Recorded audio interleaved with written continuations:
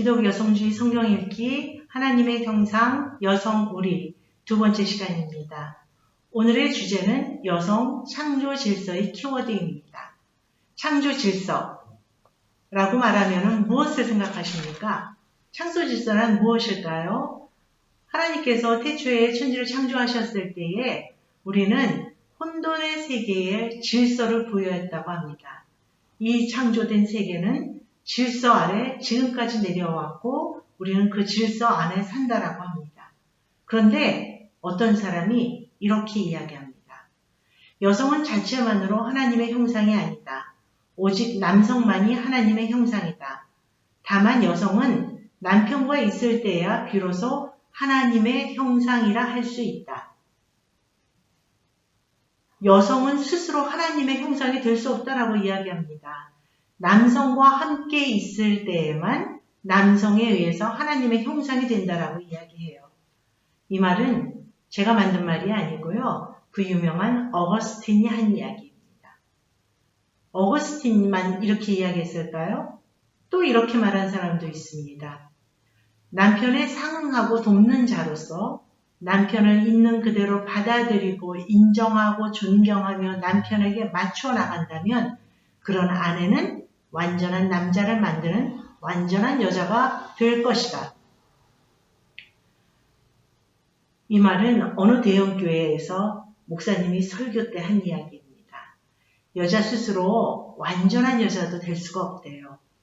오로지 남편을 그대로 받아들이고 인정하고 존경하고 맞춰가고 순응하여 갈 때에만 완전한 여자가 될 수 있다라고 이야기합니다.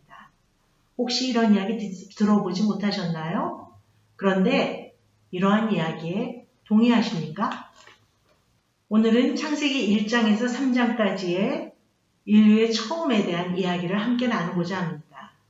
여기에 창조 질서에 대한 이야기가 나오지요.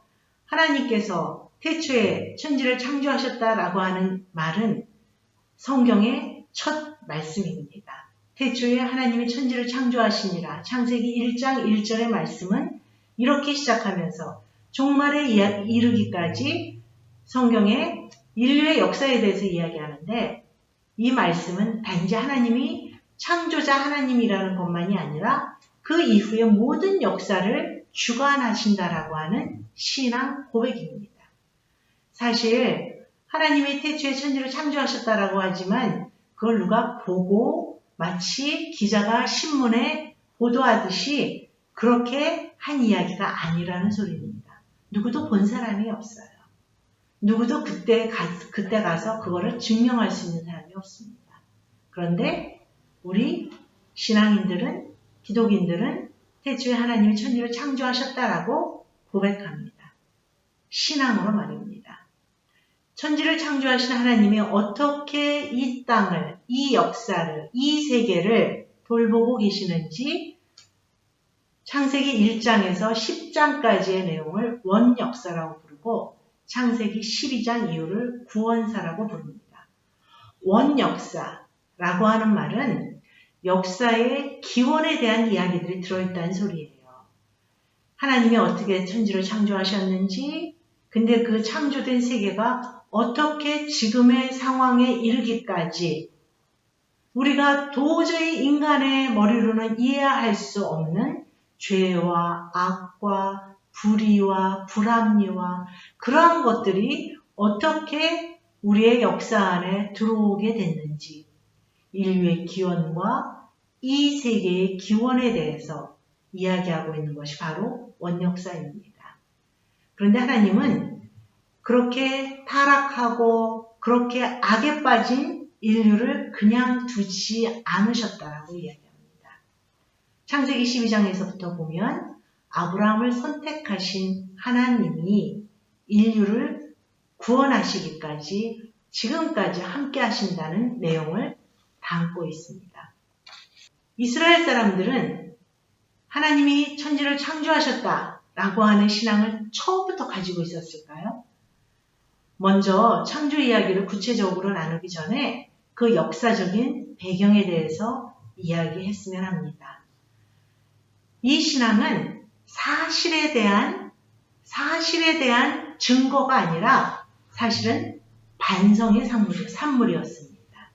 창세기 1장에서 3장까지의 창조 이야기를 만든 주인공들은 누구일까요?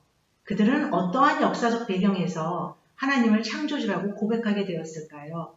이 이야기는 대체로 일반적으로 BC 6세기경 남유다의 포로민들에 의해서 고백되었다라고 이야기합니다.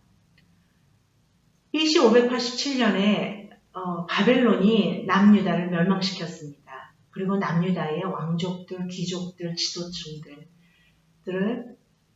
바벨론으로 포로로 끌고 갔어요. 그리고 그곳에서 그들은 70년간 살게 되었습니다. 근데 문제가 생겼어요. 여호와 하나님을 믿었는데, 우리가 그렇게 철석같이 믿었는데 그 하나님이 우리를 지게 만들었다는 거예요. 바벨론의 신 말뚝에게 여호와 하나님이 졌다는 소리입니다. 그 당시에 고대 세계의 사고들이 그랬습니다.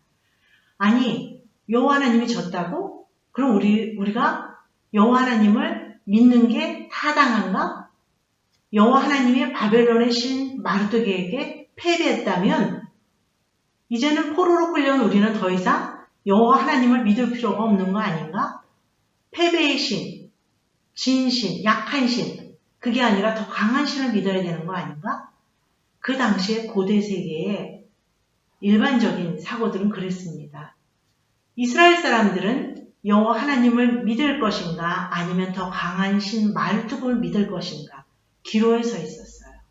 포로로 잡혀갔어요. 그런데 그들은 이 전쟁이 그들이 남유다가 멸망한 것이 여호와 하나님이 진 것이 아니라 여호와 하나님이 그들을 벌 주신 거라고 고백하기 시작했습니다.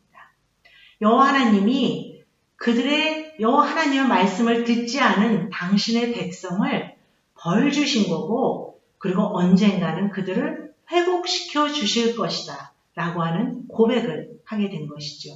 그렇게 하려면 바벨론 또한 여호와 하나님이 이스라엘 백성을 벌 주시는 도구가 되어야 돼요. 아니, 바벨론도 하나님이 다스린단 말이야? 바벨론도 하나님이 움직이게 만단 말이야? 아, 창조의 하나님, 온 세계를 만드신 하나님, 그 하나님이 계시기에 바벨론도 하나님의 도구로 쓰임받는구나. 창조신앙은 이렇게 시작했습니다.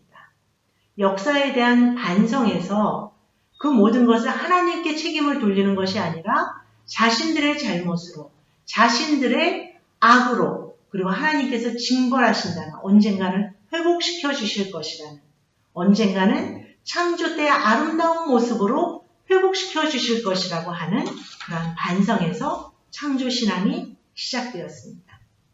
태초에 하나님이 천지를 창조하시니라. 창세기 1장에는 세계 창조에 대한 이야기가 굉장히 체계적으로 나옵니다.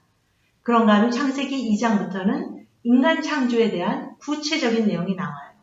그래서 보통 학자들은 1장과 2장을 언어도 다르고 체계도 다르고 여러 가지 말하는 방식이 다르다고 해서 나누지만 사실 창조 신앙을 이해할 때에 이 둘을 나눌 필요가 없는 것 같습니다. 먼저 창세기 1장에 나오는 인간 창조에 대한 이야기를 볼까요? 인간 창조에 대한 이야기는 창세기 1장 26절, 27절, 28절에 나옵니다. 1장의 창조 이야기는 7일 동안 하나님께서 천지를 창조하셨다고 하지요. 6일째 마지막 날 하나님이 인간을 창조하셨다라고 이야기합니다. 1장 26절 우리 같이 한번 읽어볼까요? 하나님이 말씀하시기를 우리가 우리의 형상을 따라서 우리의 모양대로 사람을 만들자. 그리고 그가 바다의 고기와 공중의 새와 땅 위에 사는 온갖 들짐승과 땅 위에 기어다니는 모든 길짐승을 다스리게 하자 하시고 27절 하나님이 당신의 형상대로 사람을 창조하셨으니 곧 하나님의 형상대로 사람을 창조하셨다. 하나님이 그들을 남자와 여자로 창조하셨다. 사실 첫째 날부터 시작해서 여섯째 날 오전까지라고 볼까요?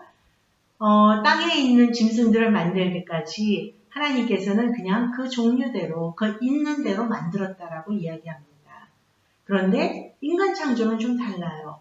하나님이 마치 하늘에서 다른 천사들을 모아서 마치 회의를 하듯이 그들과 이야기를 나누듯이 이야기합니다. 우리가 우리의 형상을 따라서 인간은 그대로 그냥 만들지 않고 하나님의 형상을 따라서 만들자. 그리고 인간을 만들어서 둬야 되는 목적, 그 모든 피조 세계를 다스리게 하자. 하나님이 스스로 결정하시고 그리고 형상대로 만들었다라고 이야기합니다. 형상대로 만든 사람, 우리는 아담이라고 부르죠. 우리는 아담을 마치 옛날 만들었던 첫 인간에 대한 이름으로만 기억할 때가 있습니다. 그러나 이 창조 이야기를 보면 아담은 단순히 그때의 그 한 사람만을 이야기하지 않습니다. 오히려 아담은 하나님께서 만드신 사람, 27절에 보는 사람, 그게 바로 아담이거든요. 27절에 있는 사람은 인류로 보는 게 맞는 것 같습니다. 27절에 다스리게 하자라고 할 때 그 동사는 복수형이에요. 혼자가 아니라 여러 명의 인간들이 다스리게 하자. 27절에 보면 하나님이 만드는 아담은 그들이라고 부르고 복수형으로 지칭을 하고요. 남자와 여자로 만들었다라고 이야기합니다. 그리고 28절에 만든 사역에서도 보면 그들이라고 이야기하고 29절에 보면 그들을 부를 때에 너희라고 부릅니다. 처음부터 하나님은 인간을 단독 하나로 만든 게 유일한 인간으로 만든 게 아니라 남자와 여자 복수형으로 만들었다는 소리입니다. 하나님의 형상은 단순히 모양이 하나님을 닮았다는 이야기일까요? 그런 것 같지 않습니다. 남자와 여자로 만들었다고 해요. 남자와 여자, 하나의 관계성을 이야기하는 것 같습니다. 하나님의 형상이라고 말할 때에 이 단어는 두 가지로 이해를 해야 합니다. 하나님과의 관계에서 인간이 어떤 의미를 갖느냐. 두 번째는 사람과 사람이 어떤 관계를 가져야지 하나님의 형상이라고 말할 수 있느냐는 겁니다. 첫 번째, 하나님과 어떤 관계일까요? 여기에 하나님의 형상으로 만들었다라고 할 때 쓰인 단어가 히브리어로 첼렘이라고 하는 단어입니다. 첼렘은요, 옛날에 왕을 대신해서 세워지는 동상, 왕의 조각상을 첼렘이라고 불렀다라고 합니다. 왕이 직접 갈 수 없는 먼 곳에 대신을 보낼 때에, 대리자를 보낼 때에, 그때에 그 대리자가 왕의 상을 그곳에 세워놓고 왕의 명령을 전했다라고 이야기합니다. 왕은 아니죠. 대리자가 왕은 아니죠. 그런데 그 왕의 상을 보여줌으로써 왕의 권위, 통치, 영광을 상징하고 왕과 같은 이로 대우받았다는 소리입니다. 하나님과의 관계에서 인간은 이 피조세계를 다스릴 때에 하나님과 같은 하나님의 대리자, 하나님으로부터 받은 임무를 수행하는 자로 이야기됩니다. 하나님과의 관계 안에서 인간은 하나님의 대리자, 하나님의 청지기적 역할을 한다는 소리지요. 그러면 사람과 사람과의 관계에서는 어떤 의미를 가질까요? 하나님의 형상 하나가 아니라 남자와 여자로 만들었다라고 하지요. 남자와 여자 어떻게 한다는 소리입니까? 함께 살아야 된다는 소리예요. 공존해야 된다는 소리예요. 남자와 여자로 암수 구별되긴 하지만 그들이 따로따로 사는 게 아니라 함께 살아갈 때에 비로소 하나님의 형상을 이룰 수 있다는 소리입니다. 구별은 있지만 차이는 있지만 서로 차별되는 것이 아니라 평등과 존중하는 관계로 인간의 존엄성을 지켜나갈 때에 비로소 하나님의 형상이다 말할 수 있다는 겁니다. 창세기 1장 31절에 하나님이 천지를 모두 창조하고 난 다음에 하신 말씀이 보기에 심히 좋았다. 어떤 모습이었을까요? 모두 함께 어우러져 사는 그런 모습이었을 것 같습니다. 창세기 1장에서 이렇게 하나님의 형상을 통하여서 인간이 서로 어우러져서 같이 존중하며 사는 모습을 이야기하고 있다면 창세기 2장에서는 조금 더 동화와 같은 이야기로 인간 창조에 대해서 이야기합니다. 여기서 하나님은 말씀으로가 아니라 토기장이 같아요. 흙으로 마치 어린아이가 흙을 가지고 장난을 치면서 인형을 만들듯이 흙으로 사람을 만들었다고 이야기합니다. 그리고 그 코에 생기를 불어넣어서 인간이 생명이 되었다라고 이야기합니다. 창세기 2장 6절에 보면 인간 창조의 목적이 나옵니다. 창세기 1장에서는요. 모든 피조물들을 다스리게 하자라고 했다면 창세기 2장에서는 땅을 갈 사람이 아직 없었다. 그래서 인간을 만들어야 했다라고 이야기합니다. 인간을 만든 목적, 땅을 갈아서 보호하고 먹을 것을 만들고 경작하고 하는 그러한 청지기로 인간을 만들었다는 소리입니다. 인간은 피조물인 동시에 청지기입니다. 피조물인 동시에 청지기. 에덴 동산에 아담을 만들어서 놨어요. 그런데 하나님이 보시기에 별로 좋지 않았어요. 18절에 보면 2장 18절에 보면 하나님이 직접 남자가 혼자 있는 것이 좋지 않으니 그를 위한 짝을 만들어야 되겠다라고 하나님께서 결정하십니다. 그때 그 짝은 이름이 있어요. 돕는 사람, 알맞은 짝.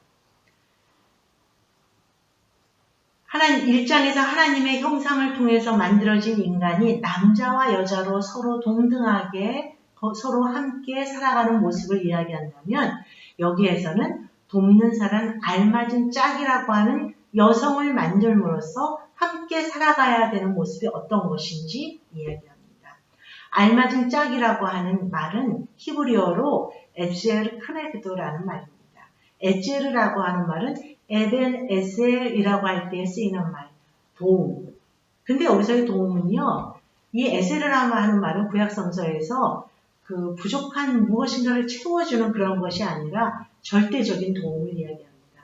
사실 도움을 줄 수 있는 사람은 조금 더 힘이 있거나 조금 더 능력이 있거나 한 사람이 약한 사람을 도와주지 않습니까? 절대 연약하고 더 부족한 무엇인가를 채워주는 하나의 보조적인 역할이 아니라는 소리입니다. 크넥도라는 말도 똑같아요. 크넥도라고 하는 말은 히브리어로 어깨를 겨루는, 같이 쓰는 그런 말입니다. 동등하게 쓰는 짝.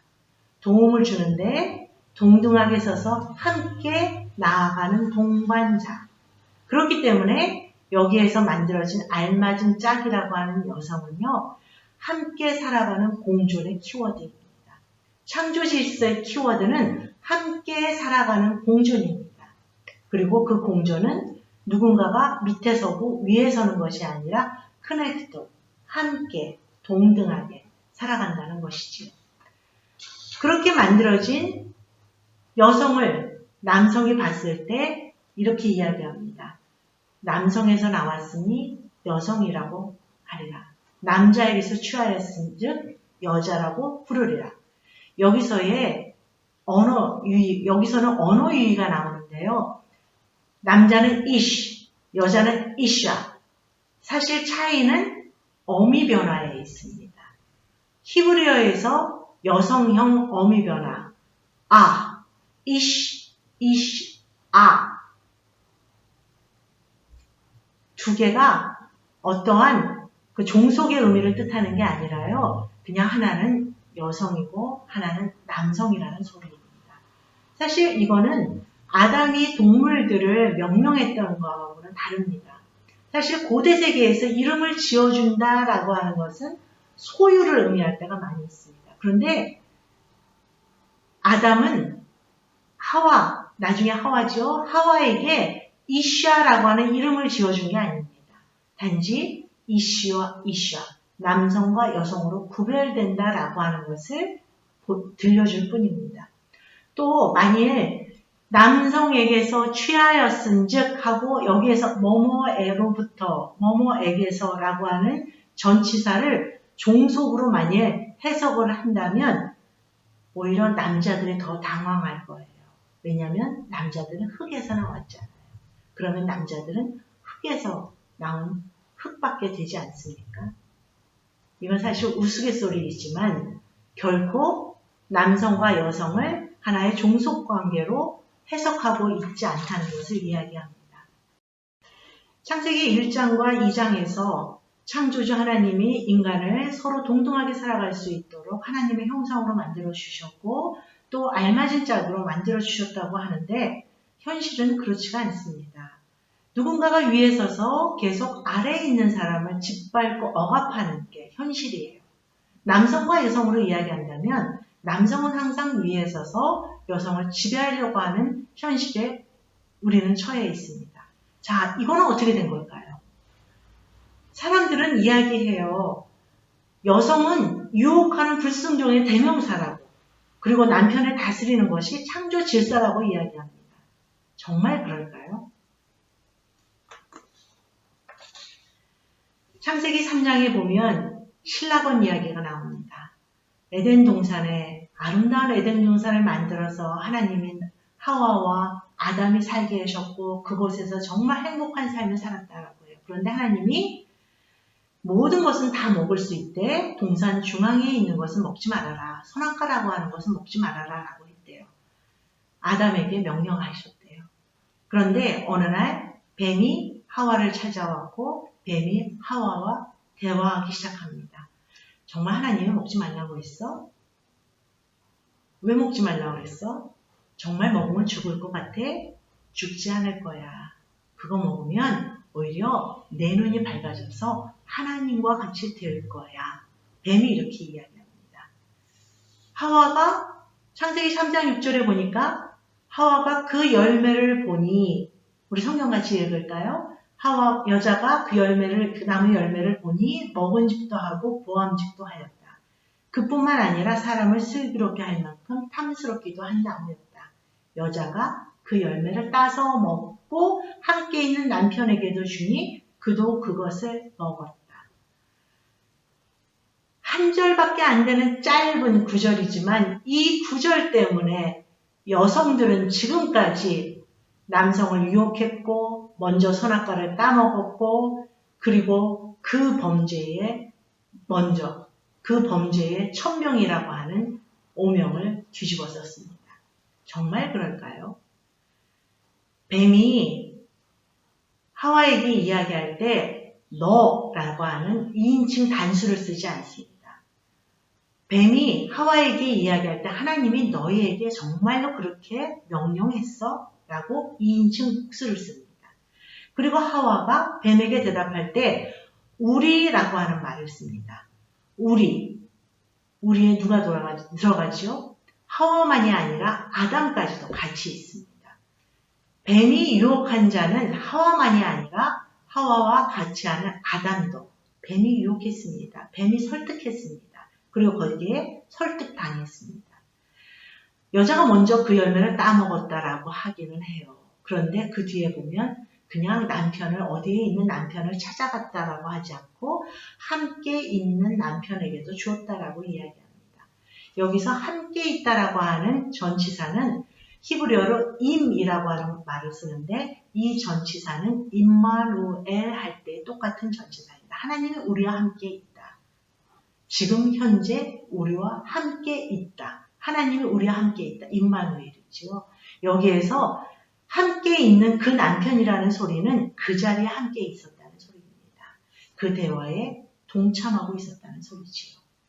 하와가 먼저 먹고 그 다음에 아담을 유혹한 것이 아니라 아담도 그 자리에서 그 대화에 수동적으로나마 동참했고 그리고 함께 따먹었다는 소리입니다. 또 이 이야기에서 여자가 먼저 따먹었다는 것을 강조하고 있지도 않습니다. 그렇게 따먹었어요. 그리고 그들이 하나님과 같이 들 줄 알았는데 눈이 밝아졌습니다. 선과 악을 알게 됐어요. 선과 악이 뭐냐면 그들이 벗었다는 걸 알게 되었어요. 창피합니다. 나뭇잎으로 가렸어요. 나무 뒤에 가서 숨었어요. 하나님이 부르는데도 창피해서 나가질 수가 없다라고 이야기합니다. 하나님이 묻습니다. 선악과 먹었냐? 그랬더니 먹었습니다. 아담이 뭐라고 해요? 나에게 있게 해주신, 하나님이 나에게 주신 하와가 나에게 줘서 내가 먹었습니다. 하와는 뱀이 유혹해서 먹었습니다.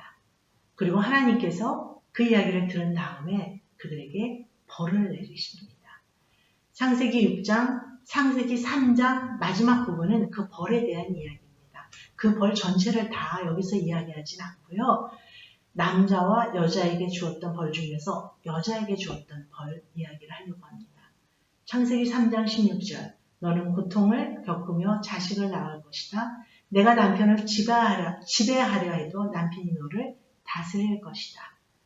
여기에 나옵니다. 고통을 겪으며 자식을 낳을 것이다. 사실 남자에게 주어진 벌에도 고통이 들어가 있습니다. 에덴 동산에서 행복하게 기쁨을 누리면서 살았었는데 그 수고함이 경작하는 수고함이 고통이 아니었던 것이 고통으로 변하게 됩니다. 그리고 여성에게 주어진 고통은 임신과 해산의 고통이었습니다. 삶의 실존에서 생명을 새로 잉태한다는 기쁨, 그리고 먹거리를 만드는 경작의 기쁨, 그러한 모든 기쁨과 복이 고통의 실존으로 변질됩니다. 삶의 실존이 완전히 뒤틀리게 되었다는 소리예요. 이거는 창조 질서에서 나온 것이 아니라 그들이 지은 악에서 나온 현실입니다. 두 번째, 관계의 뒤틀림입니다. 하나님의 형상으로 남자와 여자 같이 동등하게 공존하던 관계에서 이제는 하나님이 뭐라고 명령하냐면 남편이 너를 다스릴 것이다. 평등과 공존, 상호 협력의 관계에서 지배와 차별, 억압으로 변질되게 됩니다. 창조 질서는요, 공존하는 거였습니다. 평등한 삶이었습니다. 기쁨과 복을 누리는 삶이었습니다. 그런데 죄악을 범죄하고 난 다음에 그들에게 주어진 벌의 현실은 이 모든 것들을 완전히 뒤바꿔 삶이 고통이었었고요. 생명을 이어가는 것이 고통이었었고요. 그리고 여성은 이젠 더 이상 알맞은 짝으로서가 아니라 남성의 지배를 받는 자가 되었습니다. 그렇지만 하나님은 이들을 그대로 죽음으로 내몰지 않았습니다. 에덴에서 쫓겨날 때 그들을 불쌍히 여겨서 가죽옷을 입히잖아요.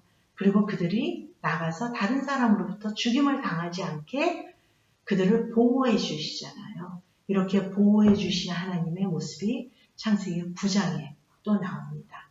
창세기 9장의 마지막의 내용은 노아가 방주에서 나와서 무지개 언약을 받고 새로운 삶을 영위하게 되었을 때 하나님이 주신 약속이 있습니다. 마치 창세기 처음에 생육하고 번성하라 라고 하는 그 명령을 주셨듯이 그 명령 이후에 뭐라고 말씀하시느냐면 6절에 이렇게 나옵니다. 함께 읽을까요? 사람은 하나님의 형상대로 지음을 받았으니 누구든지 사람을 죽인 자는 죽임을 당할 것이다. 죽고 죽이는 문화, 인간의 삶의 모습이잖아요. 우리도 매일 접하는 뉴스들은 죽고 죽이는 문화입니다. 그런데 하나님은 이 모든 것을 극복하게 만들어 주십니다. 인간의 존엄성을 다시 선포해 주세요. 누구든지 사람을 죽인 자는 죽을 거야. 왜? 사람은 하나님의 형상을 따라 태어났기 때문이야. 라고 다시 이야기해 주십니다. 창조 질서가 보존되는 이야기를 창조의 원역사의 마지막 부분에서 다시 이야기하고 있습니다. 창세기 기자의 시각을 다시 한번 요약해 본다면요. 사실 지금부터 한 2600년 전, 그때도 사람들이 살았을까 싶지 않아요? 그런데 그때의 창세기 기자들은 정말 그 당시에 생각할 수 없었던 신앙을 고백합니다. 그 당시는 성차별이 만연한 때였습니다. 지금도 그런데 그 당시는 그냥 여성은 하나의 소유물이었고 남성에 의해서 죽임을 당해도 아버지에 의해서 억압을 당하도 누구도 말하지 못하는 그러한 성차별이 만연한 시대였습니다. 그런데 그러한 성차별에 대해서 창세기 기자는 그것이야말로 인간의 존엄성을 왜곡하는 폭력과 억압과 배타성의 근간이라고 선포합니다. 정말 굉장하지 않아요? 지금부터 2600년 전, 비록 2600년 동안 이것이 극복되지 않았다라고 할지라도 그 당시에 창세기 기자는 창조 신앙을 통해서 극복되어야 할 가장 큰 문제를 성차별로 보았다는 것이지요. 그렇기 때문에 창조 신앙은 이러한 왜곡된 관계가 하나님이 만들어주신 본래적인 것이 아니라 극복되어야 할 것이라고 선언하고 있습니다. 자, 2019년을 사는 우리는 어떻습니까? 2019년을 사는 우리는 극복된 세계에서 살고 있나요? 여전히 우리는 성차별을 겪고 있고 여전히 그것에 대해서 여성들은 큰 소리로 주장하고 있습니다. 그러나 여전히 우리는 차별이 만연한 세계에서 살고 있습니다. 우리가 지금 회복해야 할 신앙은 무엇일까요? 창조신앙. 하나님이 인간을 하나님의 형상으로 만들어 주셨고 남성과 여성은 서로 알맞은 짝으로 살아가게 만들어 주셨다는 2600년 전의 창세기 기자의 신앙 고백. 우리는 지금 21세기를 살아가면서 이 신앙 고백을 어떻게 우리의 입술로 고백하고 있습니까? 그냥 머리로만 혹시 성경을 읽고 우리의 입술과 우리의 삶과 우리의 손과 우리의 발은 여전히 차별하고 있지는 않습니까? 이제 함께 나눠야 될 시간입니다. 여성으로서 불편했던 경험이 있는지 함께 나누길 바랍니다. 두 번째, 성차별이야말로 우리 첫 번째 시간에 이야기했지요. 차별 중에 가장 근간이 되는 것이 성차별이다. 성차별만 해결된다면 다른 차별도 해결될 수 있다. 다른 차별은 문제가 되지 않을 것이다. 라고 이야기했습니다. 성차별만 차별입니까? 혹시 우리는 성차별만 이야기하고 다른 차별에 대해서는 눈을 돌리고 있지 않습니까? 이 시간 두 개의 질문을 가지고 함께 이야기를 나눴으면 좋겠습니다.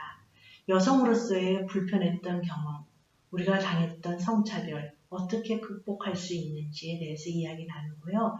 두 번째, 성차별이 아닌 우리가 눈을 돌려야 될 차별 상황은 어떤 것이 있는지 함께 나누길 바랍니다. 감사합니다.